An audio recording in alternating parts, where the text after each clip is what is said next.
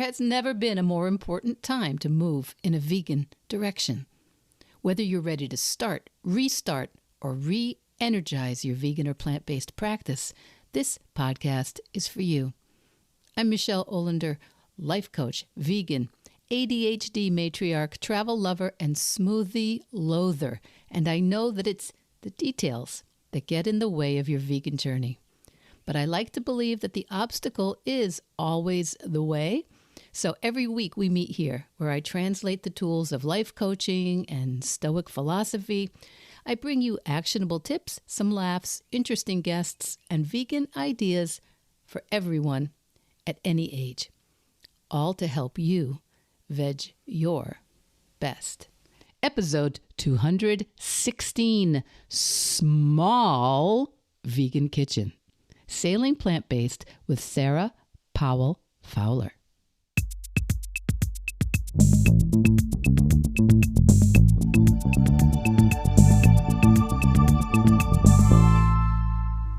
Welcome back, my Veg Your Bestie.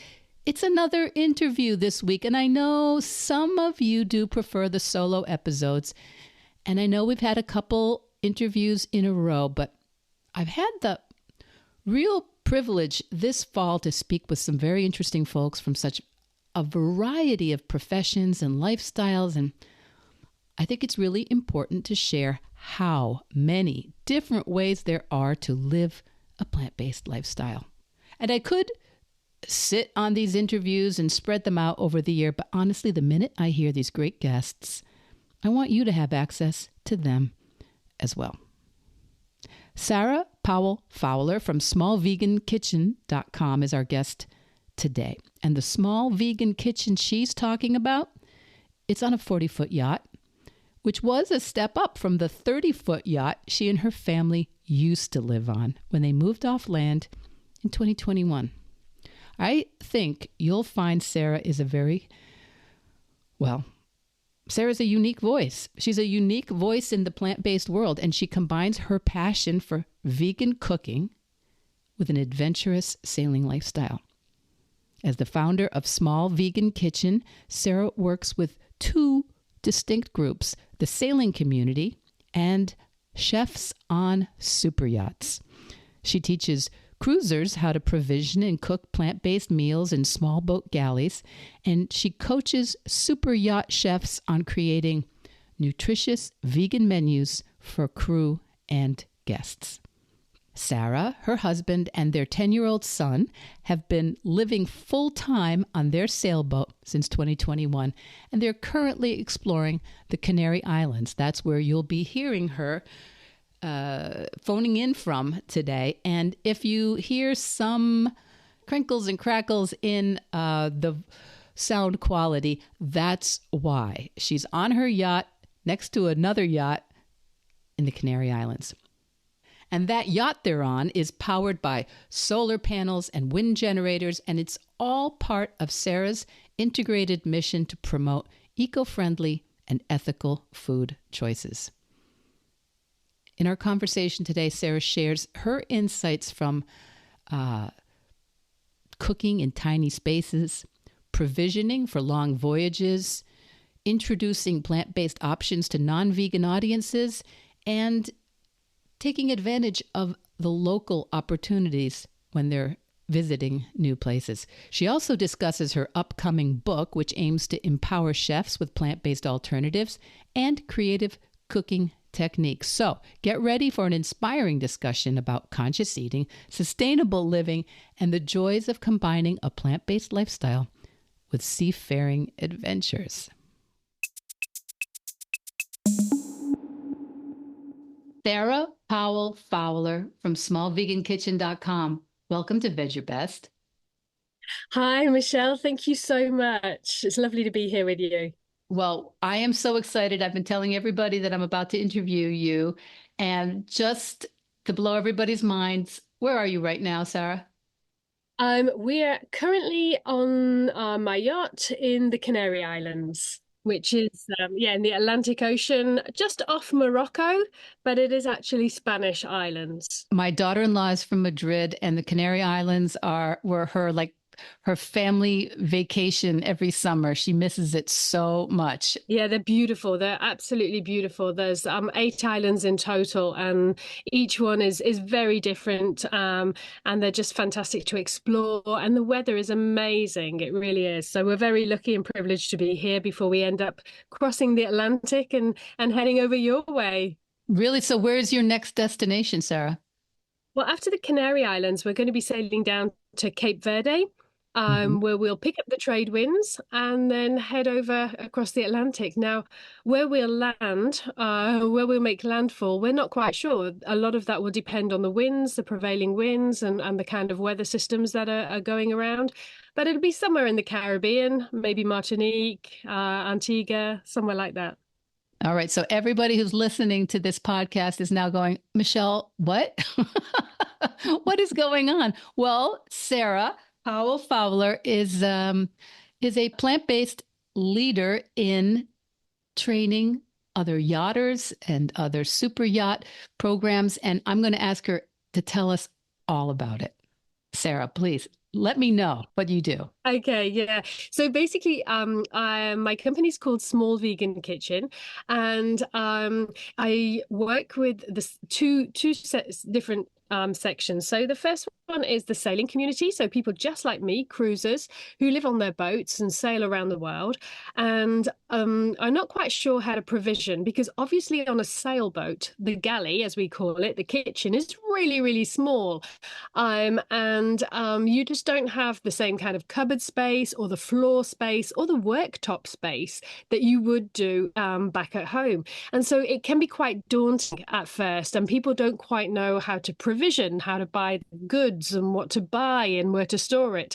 So I do webinars and online courses where I teach people who are on boats how to provision, but with a more sustainable, eco-friendly, and ethical sourcing and provisioning. So I'm plant-based, and all my seminars are with that in mind. However, 99% of my subscribers and the people I work with aren't actually plant-based. So it's a great way to introduce them, and they're super receptive to becoming more plant-based because they see just how wonderful and easy it is to cook on a boat. And then the other section, which is super interesting too, I work with super yacht chefs. So I coach the super yacht chefs in adopting plant-based menus on board for crew and for guests in the hope that they will realize just how beneficial these meals are. Because when you're crossing oceans and you're working all the time at sea, it's really important to have the right nourishment for your body. You know, you're undergoing stressful times, you're getting peaks of adrenaline, and you need to have the very best nutrition. And I believe that plant-based is that nutrition. And so I train the chefs in to be able to provide nutritious, delicious, tasty plant-based meals on board for their crew and guests. Well, I think this is just amazing. So, all the things that we normally think in the world are obstacles to being plant-based or vegan, like not having enough room, they're not having a kitchen, not being a great cook, all these things you have in spades when you're living in on a ship, right? Totally, totally. You're not always having beautiful, in beautiful weather. Sometimes you can be sailing on passage and it can be really rough and the boat is heeling over. Fortunately, our oven is gimbaled like most on sailboats, which means it moves with so it's always upright.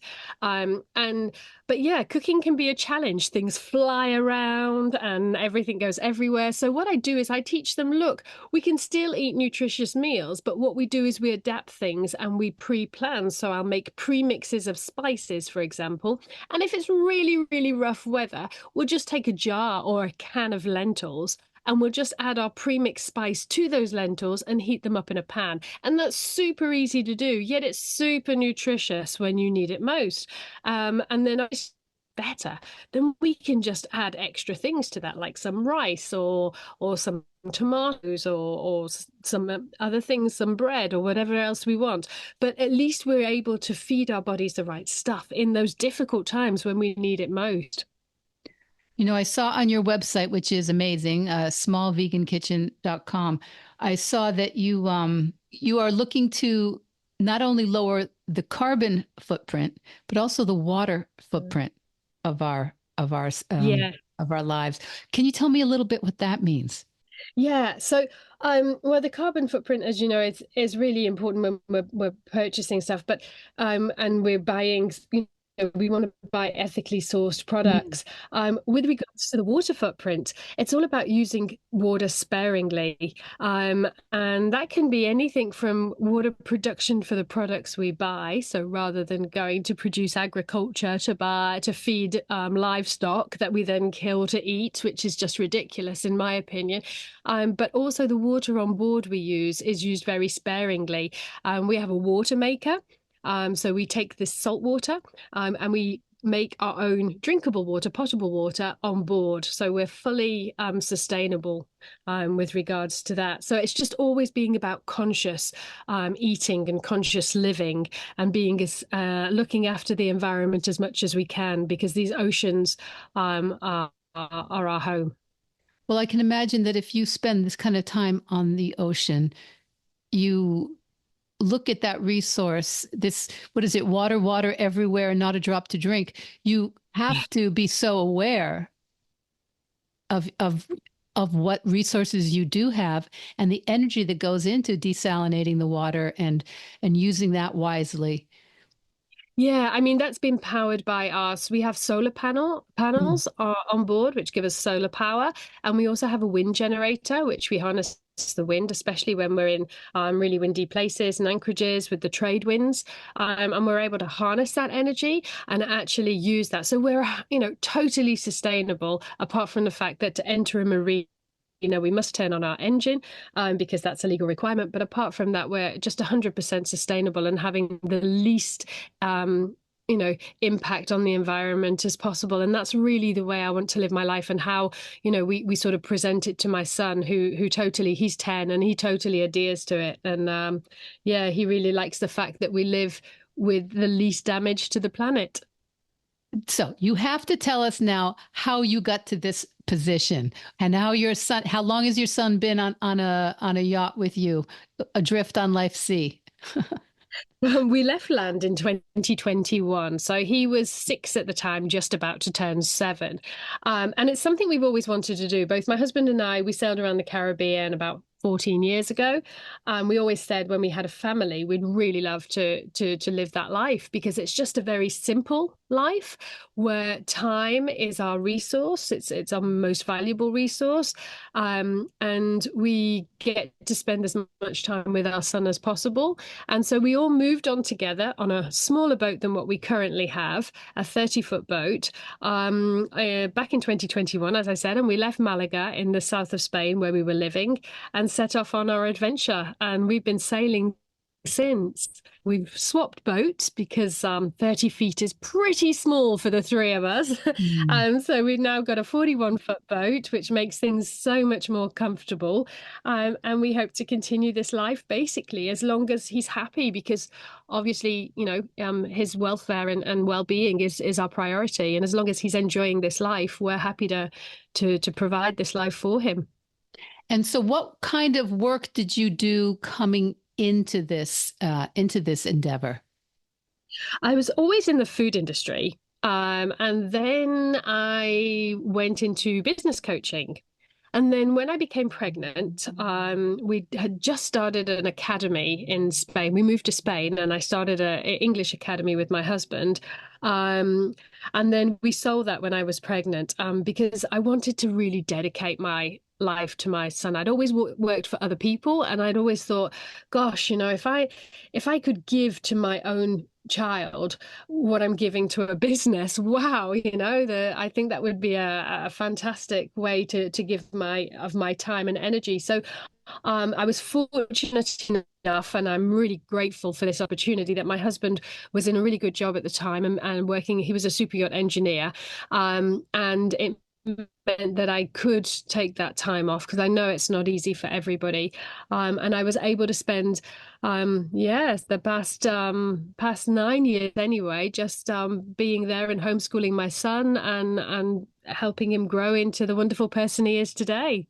Well, it sounds like a dream. It sounds like something from a early 20th century children's novel, you know, of some kind of wondrous, adventurous family.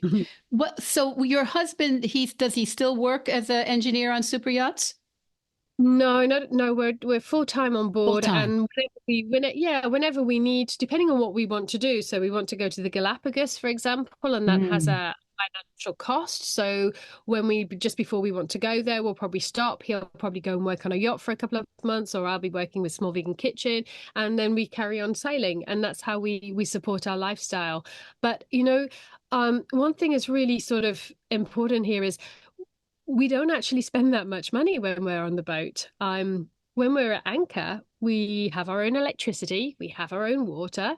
I make all our foods from whole foods and everything from bread to sprout my own lentils to make my own cakes, make my own, everything I make on board.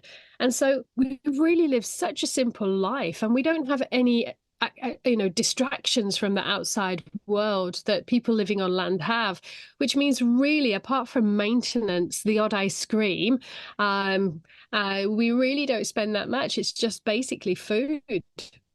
Well, okay. I feel like everybody has just called their called their boss and quit.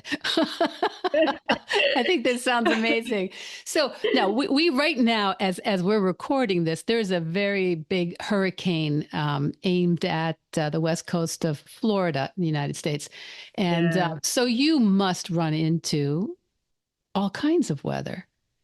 Well, yeah, yes and no. Hopefully, when we do run into those kind of weathers, we're tucked up in a marina or a Mhm. safe harbor. Basically, we spend a lot of time because I mentioned to you how time rich we are because of this lifestyle. We spend a lot of that just on safety, and safety is looking at the weather.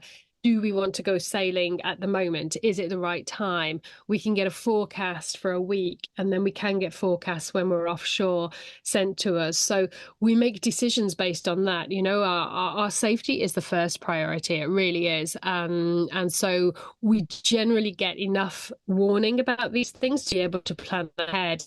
Now, sometimes when you do get some bad squalls when you're at sea, you just have to deal with them in the best way possible. And that's why having the right nutrition and keeping you balanced so you don't have those sugar spikes of glucose, which make you, quite nervous and hangry, means that we can make the right decisions for our safety. And we're really conservative. We've got our son on board, so we don't really, want to run into any terrible weather. But I do hope that everybody over there is going to be safe and have the least damage that can be done, really. Yeah, well, the whole point being Mother Nature is very unpredictable, very unpredictable. We have to respect her, and I think what you do as a plant-based chef and as a plant-based educator, there's tremendous respect for Mother Nature in what you're doing, isn't there?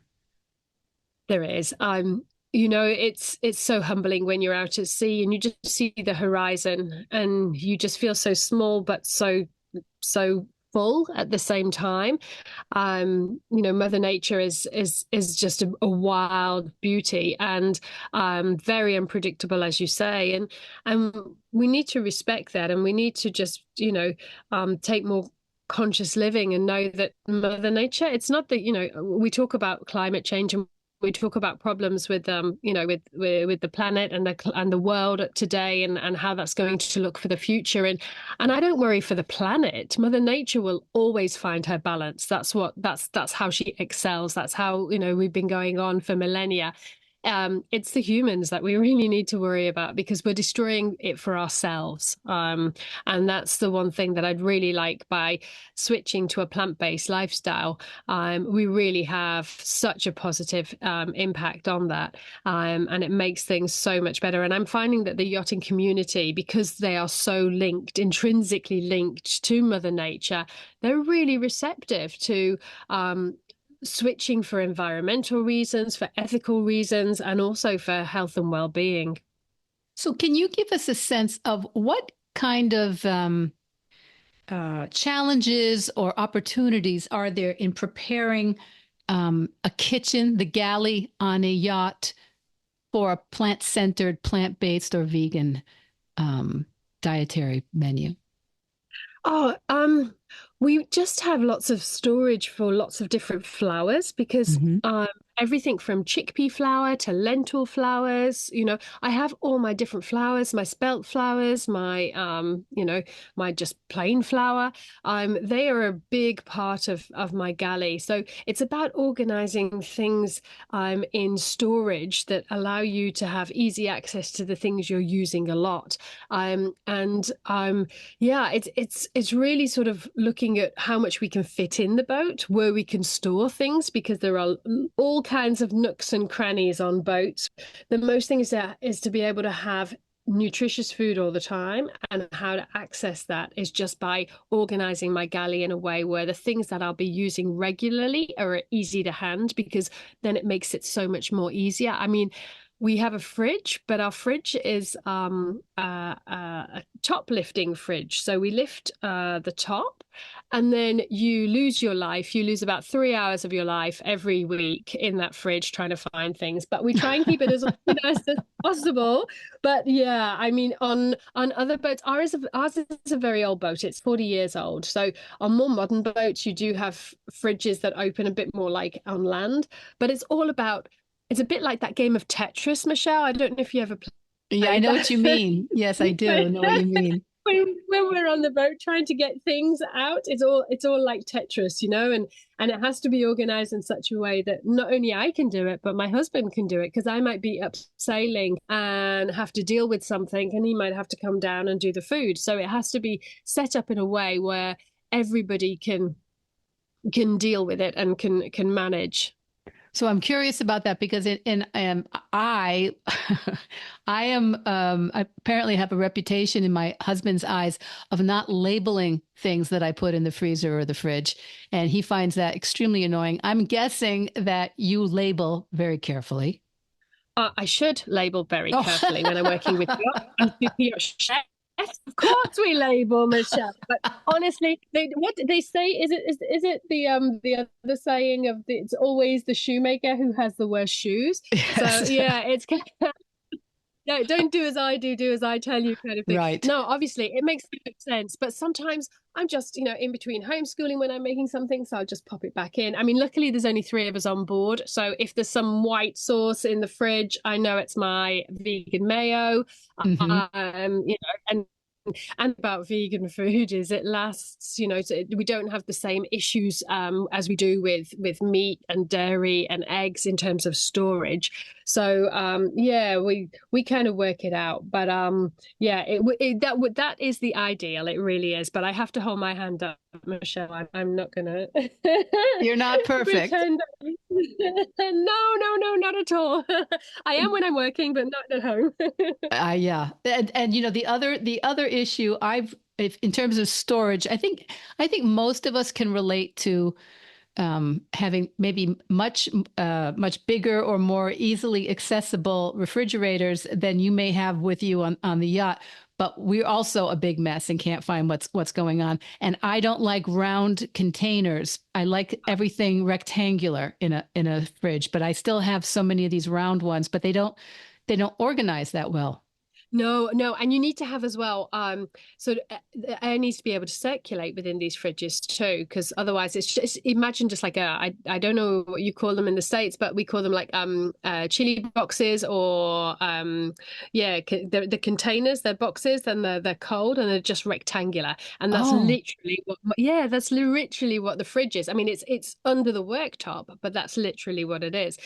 So there's no shell or anything. So everything has to be organized. And generally, when I do my provisioning, so I'll go to a local market or some local stores and pick up some stuff, and I'll come back to the boat and I'll organize it really well at first. And then obviously, the more that you have people going in there, it does kind of get messy. Mm-hmm. But yeah, I mean, that's part of living on a boat.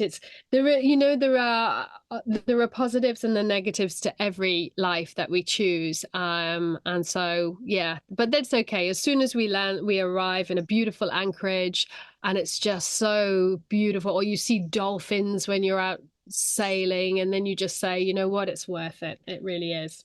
Wow. Well, I'm lost with you on this island and on this yacht right now. So, I'm thinking most people are probably a lot of the people who listen to this podcast are not 100% plant-based or vegan yet, though most of them are thinking about it or leaning towards that. I would guess a lot of people are surprised that you don't find it a sustainable practice to include sea animals or sea life in your dietary choices. Is there anything from the sea that you do use in your diet? Just seaweed, really. I really, I understand that fishing from the sea is more sustainable than going to a market, and if you can catch it on your own line, that's way preferable. However, my personal choice is I don't really like to at all. So yeah, seaweed and the sea kelp, depending on where we are and what's available, is something that I definitely really enjoy to cook with. But apart from that, no. But again, I totally understand that there are a lot of people out there who go out and do their fishing, and at the end of the day, as long as things are done in a sustainable way, then I feel that that's much better than going to the supermarket to buy fish. Yeah. The other question I have is in terms of fresh, what I would call fresh fruits and vegetables. Are they difficult or tricky for you to have on board at all times? Yeah, sometimes it all depends where you're going. And what's really awesome with this life, Michelle, is that when you go to a local market and you just buy what's there and you speak to the locals and say, so what is this? Is it a root vegetable? How do I cook it? How do you eat it? And so it just forces you into a completely different way of life, and you eat what you have rather than choosing, which means you have a lot less waste as well. So storage of those kind of foods is really interesting. So we have potatoes and root vegetables, which I store in a paper bag, and I have that underneath the table in the main cabin, which is like our lounge area, and that keeps things, because it's cool down there and it's dark, and in the paper the potatoes last a lot longer. And then I have these swinging macrame baskets all around, and each one of them has different, fruits and other vegetables.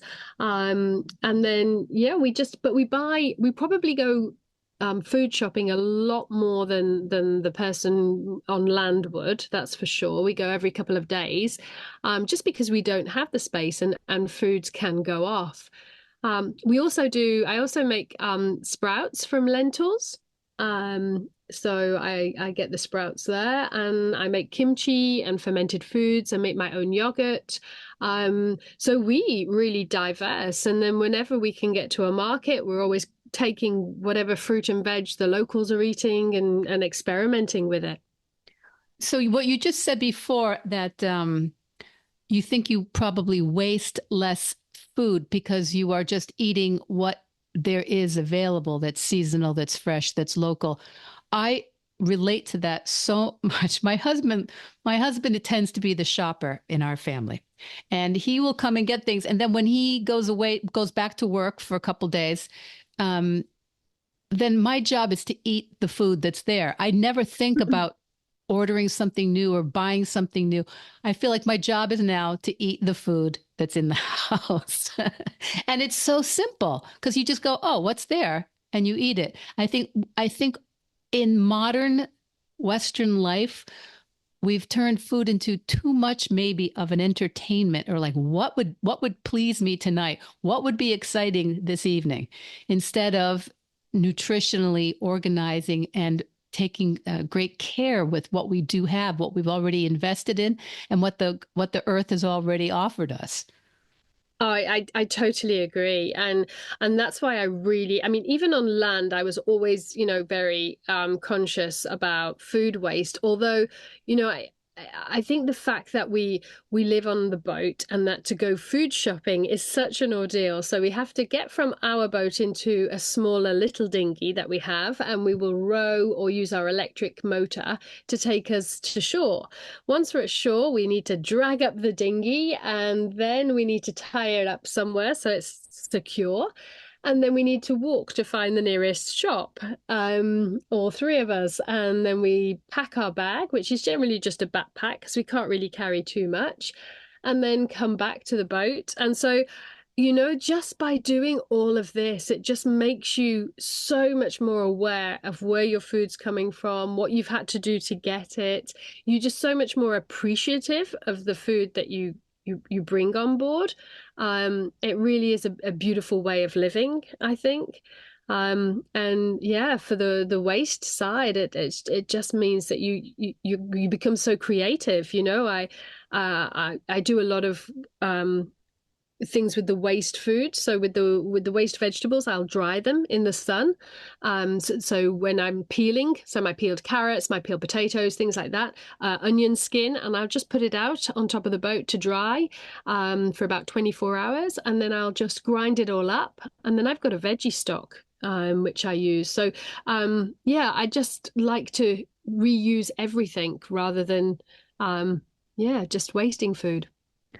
I think this is so inspiring. So tell me, when for your webinars, for your professional work, educating people who work on super yachts on how to make more choices of this sort, what are some things that really resonate with people that you teach that it had never even occurred to them to do before? Yeah, inclusive meals. It's amazing the amount of chefs who, when you'll hear them talking, or on social media, they'll be complaining and they'll be saying, well, I've got a vegan and I've got a vegetarian, I've got a lactose intolerant, I've got a gluten-free, and I've got to cook for everybody, and it's just so overwhelming. And I think, yeah, I totally get that. That must be really overwhelming if you're trying to do one meal for everybody. And so it's trying to get the chef to realize that actually you could do an inclusive meal with add-ons, because you do have food is more than taste. It's culture, it's emotion, it's memory, it's nostalgia, it's all of these things. And we've got to be able to make sure that people working at sea, are well fed, and well fed according to what they believe is well fed, because they have to feel in control, of their food choices too. So it's all about, well, let's make an inclusive meal that everybody can have as the base, the foundation. And then if you want to do some meat, extra chicken or something like that, because for the meat eaters, and if you wanted to do some a gluten-free special, or some soy, then you can do that as your protein source, and just be more start off with everything as plant-based. So even, your eggs, so not using eggs, using plant-based milk, and just switch overnight to do that. Because when you're making cakes, you can make delicious cakes and snacks and treats and biscuits, and you don't need to use milk, eggs, or dairy. So it's about getting them to make that switch as well. And I feel that once they do that, they feel so much better, because they're like, wow, I actually have less work and everybody's happier, and I'm able to feel good about myself because I'm getting a huge thank you off the vegan crew member who normally is sat there, not really happy because then they're not able to get the right kind of food. And I'm also getting, the Antipodeans who love their meat. They're pretty happy too. And I feel like I'm doing a good job. And that's what it's all about. It's empowering the chefs, and making them feel like what they do counts. And this summer I was working with a high profile performance sailing super yacht, and when I was working with them, I know that the guys, that these were Antipodeans, okay, so really into their meat, lived on farms, brought up on eating meat 3 times a day. If I'd have gone in there and I'd have said, hey, we're all going plant-based, they would have just looked at me, got up and walked out. Mm. So you go in there and you just make delicious meals. So the first meal I made was a dal, a beautiful red lentil dal, and I made my own naan bread, and I did a special Egyptian style rice, and everything was plant-based and everything was delicious, and color. There was color everywhere. And the guys came in and they're taking pictures, and I'm thinking, what's going on? Oh, I'm taking pictures to send home because the food looks amazing. So by using the visuals of food, you can bring people on board. And then I would have the menu handwritten, and I'd say, oh, today we're going to be eating this red lentil dal, and you're going to get your protein from the red lentils. And we've got some turmeric in there for anti-inflammatory. And I would just tell them about the story behind the meal and why intentionally I made what I made, because there was a reason. And then of an afternoon, I'd be like, hey, what day do you guys go to the gym? Because I'll make you some beetroot smoothies with chia seeds, because the beetroot's really good for your health, for pumping oxygen around your body, and it's going to help you in your gym. And then the day after, I'll make you a little turmeric and ginger tea to help with the repair of the muscle repair. And and then they're like, wow, she's looking after us, and so nobody sees this then as meat versus plants. They see it as, wow, somebody's taking an interest in my health so that I can do my job the best I can and be as healthy as I can be. Wow, how can you not adhere to that, Yeah, you feel respected and loved and nurtured and taken care of. I think too often people assume, especially when they're new or they know nothing about a plant-based or vegan lifestyle, they think it means giving up and restricting, and so doing without is. And very often people will come to me and say, okay, Michelle, but what do you eat? And like I go, I eat everything except for about 4 categories, that. And they're like, no, but what do you eat? And it took me a while to learn that I really needed, like you do, to kind of give people good examples of what I do eat and what does make me feel nurtured and satiated. Yeah, and these guys, they were eating, I'd probably say it was 85% plant-based. They had a barbecue on a Friday, for which they ate meat, and I would do one meat meal a week as well for them. And there was never any complaints. On the contrary, they absolutely loved the food. But everything, everything from their smoothies, from their milkshakes, from their treats, from their cakes, that nobody complained at my cinnamon rolls when they were coming out the oven that they were plant-based,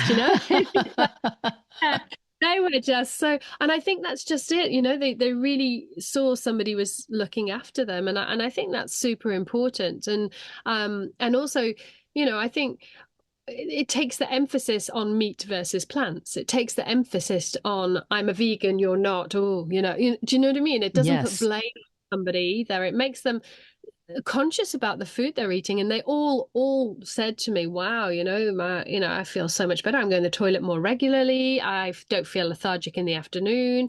And what I noticed as well is their meat intake was reduced. Why? Because the more plants you're eating, that's fiber, and so the fuller you are. And so whereas before, if you would, you may eat, quite a bit of chicken, for example, the fact that you've got so many plants in your meal that day, you actually don't have the space to eat that much chicken that you would have beforehand.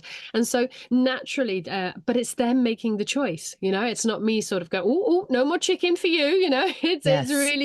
it's really, and I think just presenting it that way, they feel better. They know they're doing the planet so much more, help by doing that. And yeah, I think that's the best way to go about it. Dictatorship never created good change. It's really in leadership, and that's what I try to instill both in what I'm doing and with the chefs that I'm coaching, are leadership qualities, being able to understand yeah, understand the human behavior and understand that people need choice in order to feel in control, you know. And so, for example, another example was I made tuna out of watermelon. So I macerated it and I cooked it, and they were having a barbecue, and I was like, "Hey guys, I just made this creation here. It's kind of like a tuna teriyaki kind of thing. Would you like to try some? It's made out of watermelon." And so they were like, "Yeah, yeah, we'll try it." And they were like, "Wow, this is really good."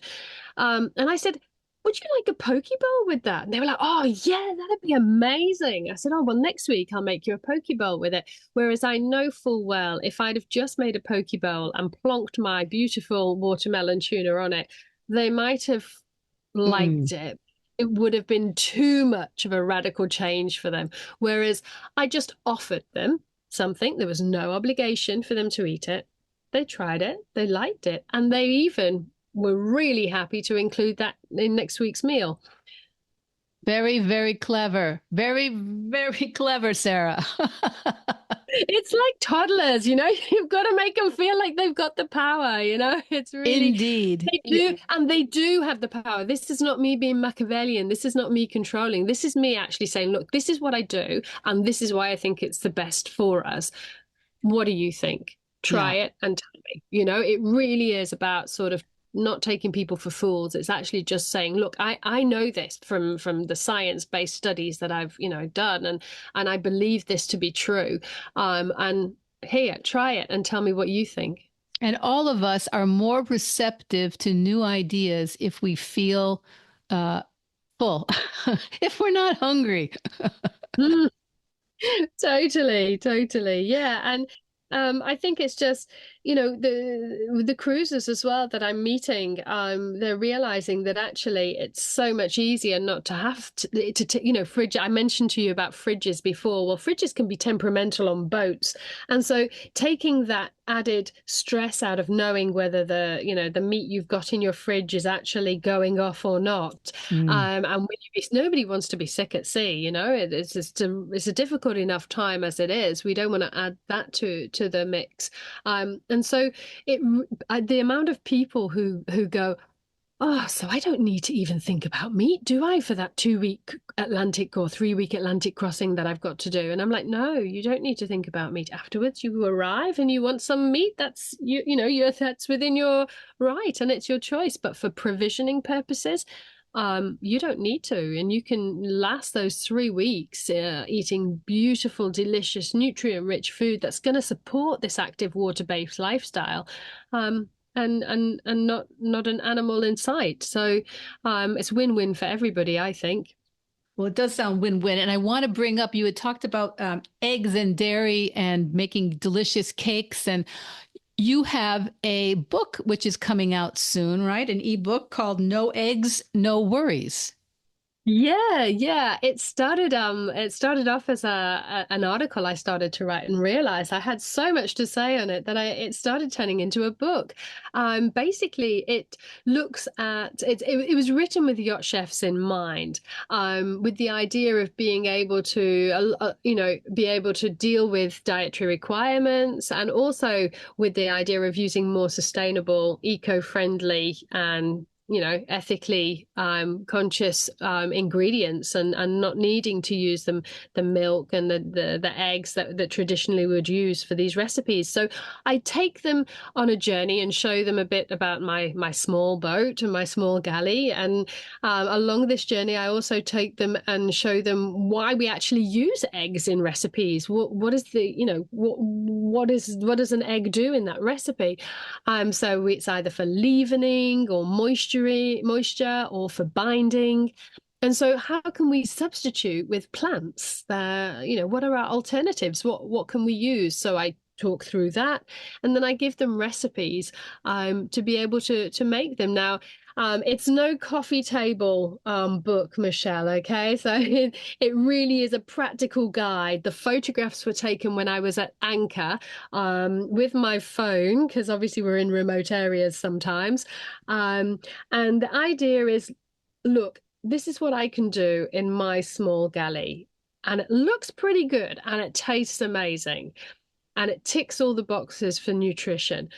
what can you do as a super yacht chef with your training and your skills and your knowledge and your creativity and the fact that you have a galley which is just, amazing. You're going to be able to take this dish and fly. And that's what I really want them to do. And so it's all about empowering the chefs to, I don't know if you've ever had a cookbook at home and you've tried to do something, replicate the recipe and looked at yours and looked at the picture in the book and gone, yeah, hasn't quite matched it. And they cannot do that because of the photos I've taken. It's the reverse. It's the reverse. It's, literally they're going to be like, what? Why didn't you? How come mine turns out so much better? And it will turn out so much better because, they have the skills and the equipment that, I don't have in my little galley. So, but it's all about empowering them and getting them to try. And we're doing a challenge this month as well, where if the chefs, so it's for private chefs or yacht chefs, if they can create an egg-free recipe and send it to us, we'll be judging them, and the winner will actually get their recipe featured in our book. Wow. So you are a born teacher and leader, I think, Sarah. Oh, wow. Thank you. I would love to think that I was, but yeah, wow, that's really, really lovely to hear. Well, that. it's just, I find you very inspiring to just think about what I think sometimes it's so interesting for people to imagine, just like in children's literature, the boxcar children and, Swiss Family Robinson, you kind of imagine yourself in a completely different environment and like, what decisions would you make? What would you have to change? What would be fun? What would actually be fun to have those limitations? Because in our day-to-day lives, we're not thinking about the limits as much. But when we're in this kind of adventure mentality, then it's not a deprivation, really. It's an opportunity to be creative. Totally. You couldn't be, it's so right what you're saying there, Michelle. And that's another thing that I want to get to the chefs, and these chefs have access to everything. And therefore, where's the creativity? There isn't. Whereas I'm on this the very first time we stepped on board our boat, our 30-foot boat. So the galley, I'm not sure, it was less than a yard long. Okay. Just to give you an idea. It's probably 3/4 of a yard long, and that was it. And I remember the very first night as a family we got there, I just looked at my husband and I went, shall we go for pizza tonight? Because I was just like, what am I going to do? And then the creativity steps in and you become so creative and so you can make anything out of nothing. And it's just that really is my, it's a bit like a lab down here, it's a mad scientist lab with all my creations. But I feel that, you give me 3 ingredients in a market and I'll whip something up, no worries, and I think that's what I want for these chefs, is to go back to their roots of what inspired them to become a chef in the first place, which was messing about with ingredients and coming up with something wonderful. So before I let you get back to sailing around the world, Sarah, why don't you tell us what, in a nutshell, like how people can find out more about you, how they can learn more about you, how they can follow you or support you or see where you're going next? Oh, yeah, that would be lovely to get people to join in our mission and be part of our community. So that would be amazing. And you can do that by going to smallvegankitchen.com. So that's the website, and you have a blog where I do a monthly newsletter, which you can sign up to. And there's no spam, it's just once a month. Basically, I have a super food for sailors column.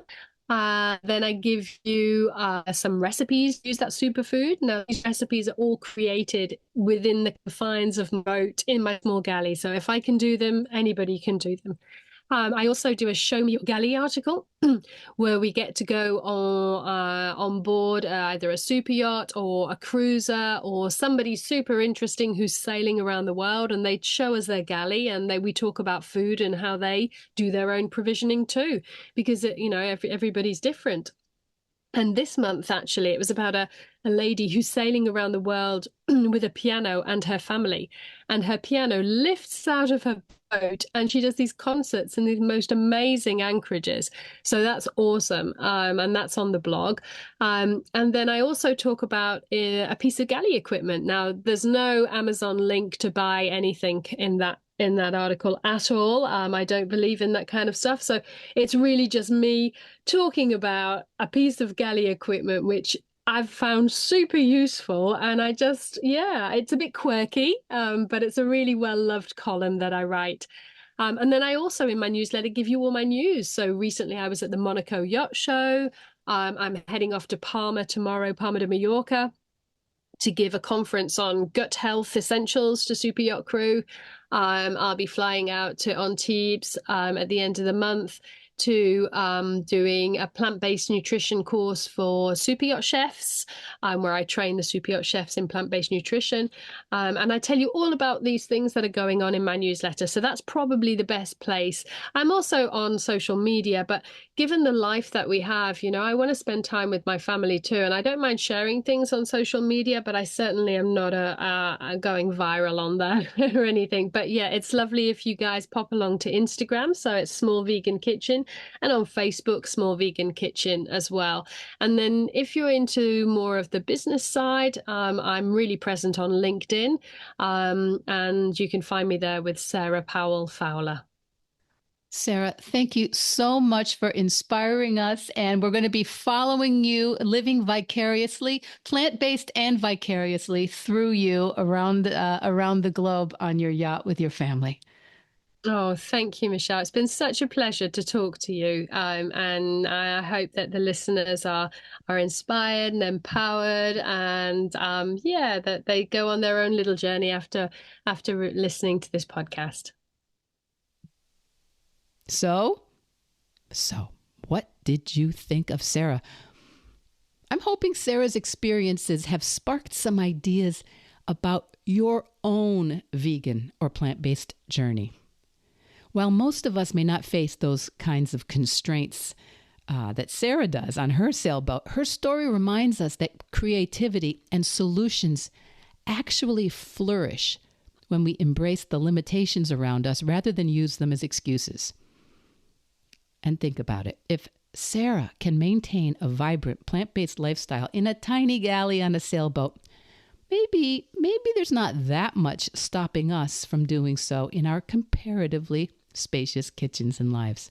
Her ingenuity in provisioning and meal planning and reducing food waste, I think it all shows us that with a bit of creativity and a solution-focused mindset, we can overcome a lot of the obstacles in our plant-based journeys.